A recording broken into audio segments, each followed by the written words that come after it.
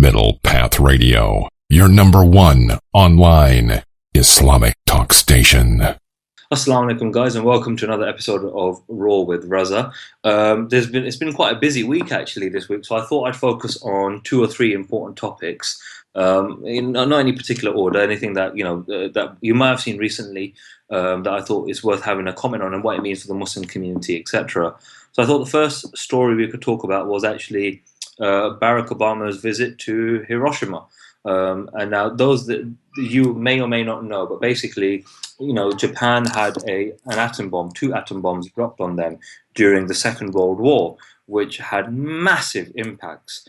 People talk about how it stopped the war and may have saved lives, but actually so many innocent people died, and that we still see the repercussions of it today. I mean, I think this year is the 70th anniversary of what happened in Hiroshima and Nagasaki, and I'd really recommend for Muslims to read up on this stuff. And the reason is because you need to understand who you're talking about and talking to. So often we get the Brits and American governments talking about we are we support we're for our values, they're great, etc. And we support justice and liberty for all, etc. And really, a reading of history proves that's not really the case at all. But you and I can only know that if you and I are reading. We're trying to understand what's taking place, what's taking place in history, and so that's why it's important to know this stuff. But the second reason why it's so important to know it is just to know your history on what's actually happened around the world. I mean, Hiroshima and Nagasaki are horrendous events in history that you and I must know about. We must educate our children about, because if we don't, it will pass away from history. It's not something that people will know, and it won't. It's that thing, I remember I heard a story once. It really stuck with me, which is if you don't tell your side of the story, then if the lion doesn't tell their side of the story, every story will be written from the point of view from the hunter. And the same thing applies here, which is if we don't know what Britain and America have done, you can't actually take them on in debate. I remember Malcolm X, there's a quote of his, I'm just trying to find it right now actually, where he said that that the biggest mistake that the white man made was to allow Malcolm X to read their books, because he realized that they're not peaceful at all.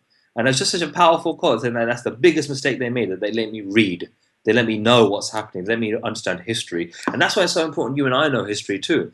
Now it's interesting because from Obama's visit, he didn't apologize for what happened in Hiroshima and Nagasaki. He just said, "Oh, I want to call for a world with no nuclear weapons." And the thing is, that's just so pathetic, because America, the land that dropped the atom bombs, isn't saying sorry, but secondly, their biggest ally, one of their closest friends who gets so much money, Israel, has nuclear weapons, and I don't see any attempts being made to try to curb that at all. You always see them talking about, oh, Iran's got nuclear weapons, or they might develop nuclear weapons, we've got to go after them. I've seen no such thing when it comes to Israel. And so the thing is, it's important to call out the hypocrisy of it all. And I think if I was to say for the average Muslim who sometimes feels, what can I do in today's environment? Part of it is using social media to your advantage to counter this propaganda. Now, the thing is, for a lot of Muslims, we often feel that, well, it's obvious, the government, what they're like, they're lying, etc., or they don't treat everyone as equals. It's not about, having a free, open society, it's about having control. You and I may get that. But remember, there's a vast majority of people who only get the information from the mainstream media. So they only will ever watch BBC News or Sky News. I've got mates of mine, and I'm shocked because, all they do is, they work 9 to 5. Before work, they'll stick on Sky News, and that's all they watch, and that's their news for the day. That's all they know. They might on Facebook see some stories or someone WhatsApp them something. But generally, and I say this without trying to be offensive, but they're ignorant on world affairs, on what's happening and understanding history. That's where you and I come in as a role. We can educate fellow Muslims, fellow non-Muslims in our society about this stuff and counter propaganda. So that's one thing about, Obama's visit to Hiroshima. But also, guys, I'd say really, it's really worth educating ourselves on other historical moments. So, for example, Britain. This has been the beauty of a narrative. When you and I think of slavery, one thing that often comes to mind is slaves, free men being captured from the African continent and being taken across to America.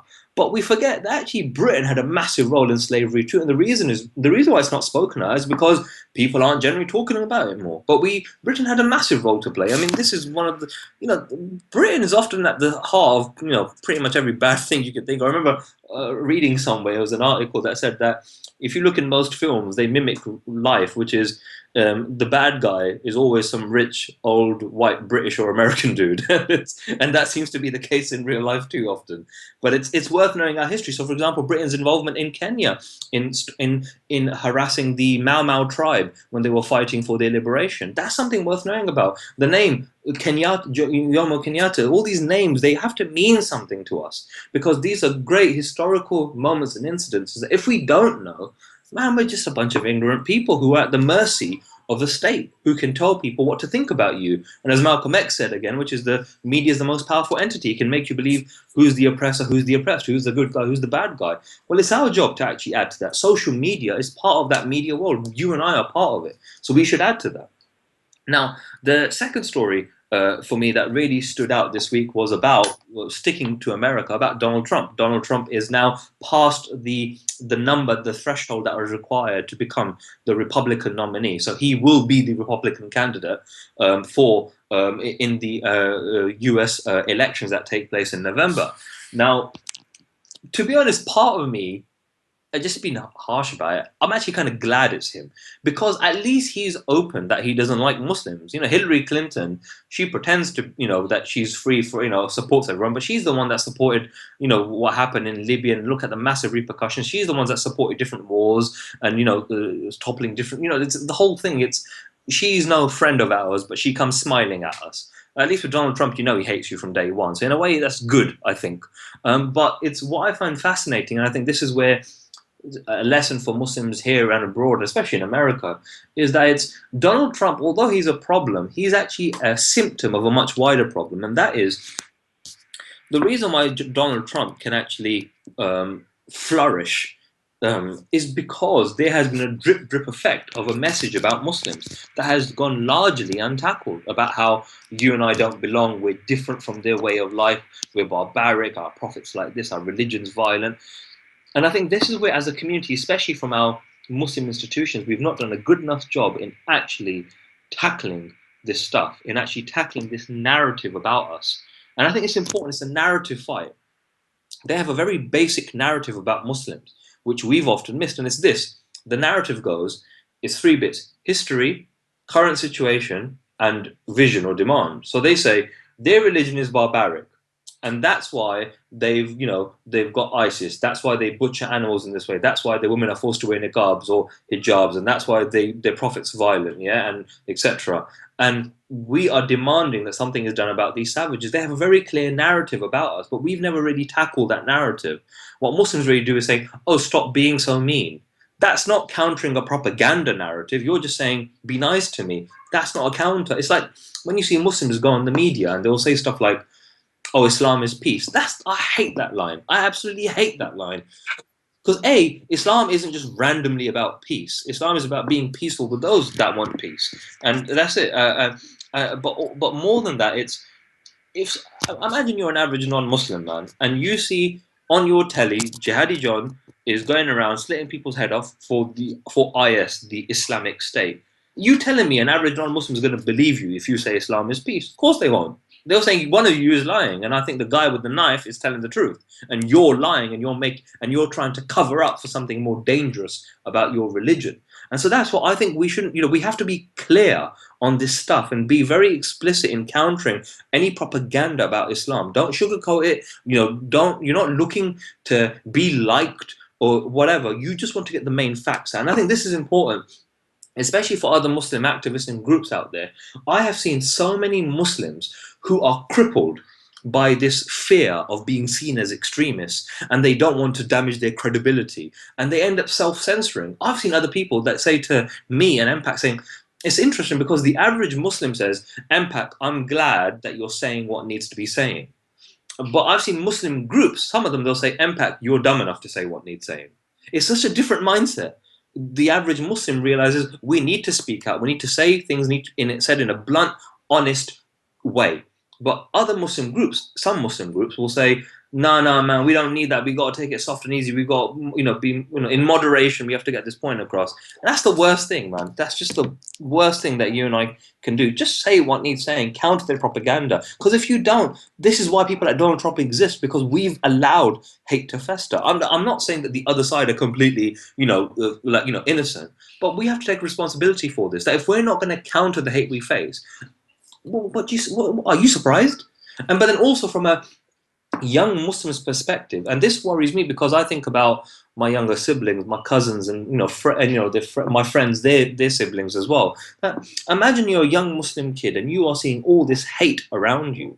If you don't if you don't have the counter arguments, if you don't see a community of people standing up demanding their rights, man, how will we ever have confident young Muslims standing up for their religion? We won't. We're creating a handicapped society, a handicapped generation of Muslims who think they're worthless, whose their religion means nothing to them. We can't allow that. We have to actually, we have to build something. And guys, if we don't, we suffer. Look at Donald Trump. I mean, he is, for me, is the beginning of something much worse to come. And even recently today, the other story about Sadiq Khan. I mean, I disagree with him about the way he goes about some of his policies, but Britain First, they released that story, that press release of theirs that said that we're going to start taking action against Sadiq Khan, where he works, lives, and prays, and against other elected Muslim officials.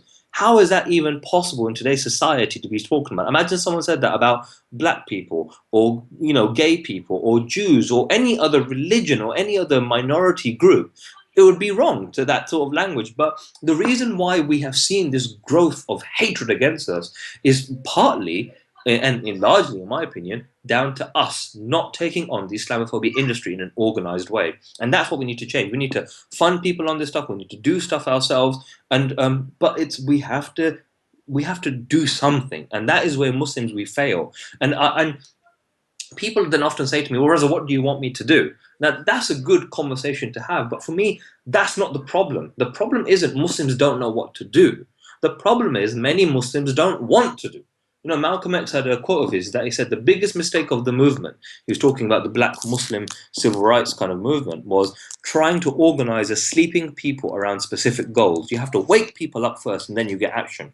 It's like me telling you that, if 50 Muslims were to join their local Labour Party, Conservative Party, and other parties, then you can make sure that you have a say in the type of ethical candidates we get joining. 50 people. But there's no point in me telling you that. There's no point in me saying, 100,000 signatures in a community out of 3 million Muslims will mean that we can force a government e-petition to be debated in Parliament. But there's no point telling you that, because it's the mindset is, well, someone else will do it. Oh, it's not that bad. Oh, just put our heads down, it'll be all right. Or we got, Allah ordained this. We just got to wait for Mahdi alayhi salam now for everything to sort out. That attitude we can't have if we really want to be able to live as free, equal citizens, right? And I think it's, for me, that Trump story really highlighted how hate has been allowed to fester. And you and I, and the thing is, Allah never puts a test in front of us that we can't handle. So you and I can handle this if we want to.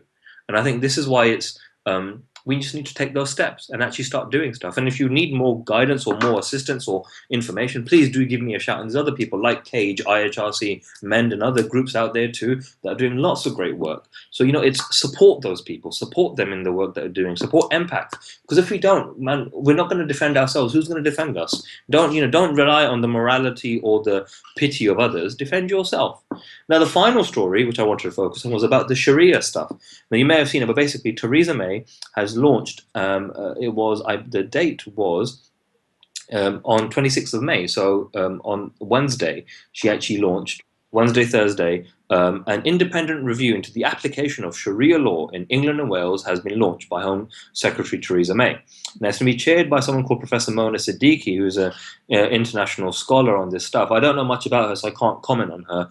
But again, the government very rarely puts people in place that don't echo their own sayings. Now, the thing is, essentially, the idea is to review how Sharia law is being applied in the UK, are people being denied rights and the use of Sharia courts, etc. And some of you probably have seen some of the media coverage about that. Now, for me, I've spoken to some Muslims, they're like, well, actually, we do need to have better regulation of Sharia councils, etc. And I thought, well, I agree with you. We need to have better regulation. We need to understand this stuff. But there's a difference between you and I asking for regulation and Theresa May asking for regulation. And I think that's the important thing. That it's Theresa May is not some sort of innocent third party who doesn't have a vested interest in this. Mate, she's the person that's trying to push through the counter-extremism strategy. This is actually part of the counter-extremism strategy. And for me, and it's important to realize you never take anything the government does in isolation. So if Theresa May makes one speech, that doesn't, it's not as if you ignore all her other speeches that she's made before. No, you look at all the speeches that she's made in relation to this. So it sets the tone of where the conversation is going. And this review into Sharia law is basically about the counter-extremism strategy. The government has really struggled in trying to push this through. If you remember last week, we are talking about the Queen's speech and stuff, about how the government is struggling with a legal definition of these stuff, about extremism, British values, etc. The same thing applies here. The government is really struggling with the counter-extremism strategy because there's so much dislike towards it, so much resistance to it. But if they can create enough of a fear story about Muslims, then guess what? It can pave the way for a lot of regulation. And people will say, well, we do need to keep an eye on all these Muslims and what they're doing. And you realize they never say Muslims. They always said it with a Z and never with an S. But it's, they'll make excuses. They'll be able to justify this stuff. And the unwitting British public, who we've never really made a concerted effort to educate on Islam or raise awareness on these issues or tackle Islamophobia, they'll think, well, yeah, Islam is the biggest problem we face today. Something needs doing. And draconian legislation will be passed that way. So I think what I'd suggest, what I'd say is that you and I need to put pressure on our MPs and others to be saying, hang on, what's this review about? Don't really like this. And also research the people who are involved in the review. They've got people like Imam Gari Asim, who's involved from the Leeds Makkah Mosque, one of the biggest mosques, I believe, in the Leeds area. Now, Imam Gari Asim, I don't know much about his theological stuff, and I'm not here to comment on what kind of sect he is. I have no interest in that.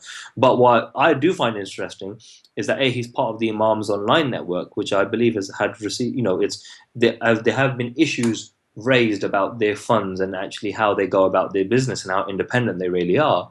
But also about Gari Asim, it was at his mosque that David Cameron made the speech where he said, if Muslim women don't learn English, then that they could be deported. Now that's the kind of imam that we got standing up as part of this review. It does beg the question how apologetic he'll be and how thorough he'll be in actually saying what needs saying and making sure Muslims aren't thrown under the bus. And I think this is the other important thing that you and I need to highlight, which is that no other community is treated this way. There's talk about Sharia courts. I'll come on to why that's a fallacy, this thing about courts. But guess what? The Jewish community have the same thing. And the thing is, they have a right to. People want to go to others that they respect within their community and have a conversation about matters that matter to them. You telling me that someone that is from the Sikh community wouldn't go to their elders, maybe in the Gurdwara, or talk to other elders within the community? Of course they would. It's natural. That's what people do. You try to deal with stuff in-house, try to deal with it outside of court. That's not necessarily a bad thing. If anything, it should be encouraged as part of community, right? But when it comes to Muslims, it's always a dirty thing. Look it up, the Beth Din courts, what Jewish community have in the UK. It's BETH Din, DIN. And essentially they're the same thing what these Sharia councils do, which is provide information. And this is the final bit, which is you and I, whenever these stories come out, we need to take away fact from fiction. I was on the big questions about this a couple of weeks ago. I was up against Adam Dean and some other people. The question was, do we need a British Islam? And someone brought up about this thing about Sharia courts. And you have to understand how language works. That they talk about there's these courts in place, and we should never use language, propaganda terms, or words with certain connotations if we know how people are looking to use them.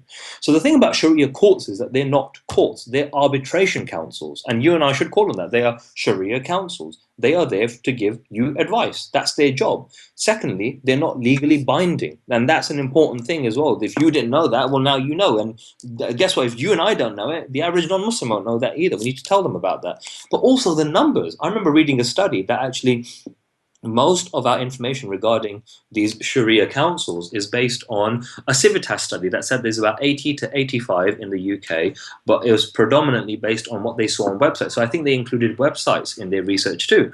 So That's quite a small number. So the numbers are being exaggerated. We're being told this thing about Muslims being taking over, and we're being told that we're having our own separate courts. No, we don't have our own separate courts. There's only one law, which is British law in the UK. That's it. I wish they'd apply that to the government too, and some ministers, but is one law for all. Yeah.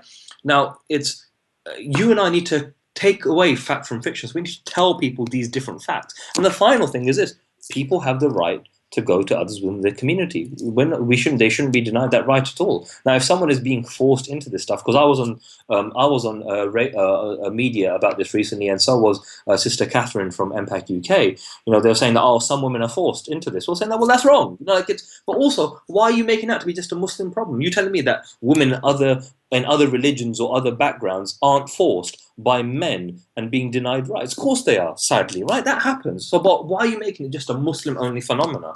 And that's where it's important to break down privilege, and especially white privilege. That if I did something wrong, so imagine RAZA, I do something wrong, that somehow reflects on the entire Muslim community, right? So if I commit any crime, Muslim.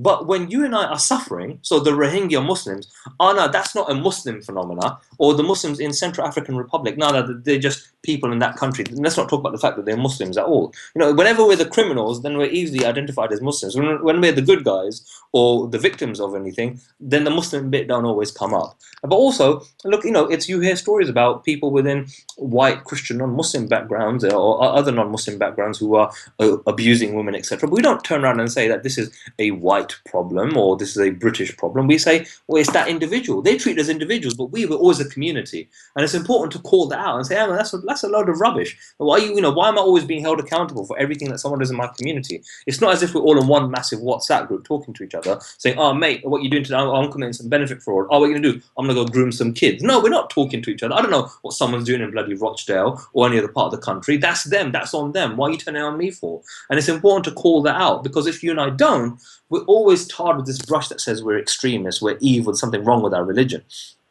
And so with the Sharia review, it's going to be completed by 2017. And, Theresa May's, the idea is to basically, see if people are falling victim to anything. And I think you and I have to be very, wary about this. And I think this is why it's be prepared for what's coming. And I think this is where Muslims fall down, which is every single year you have the same stories. Sharia law, segregation, halal meat, niqab, hijab, etc. We know what these stories are, and yet, time and time again, we're not prepared for them.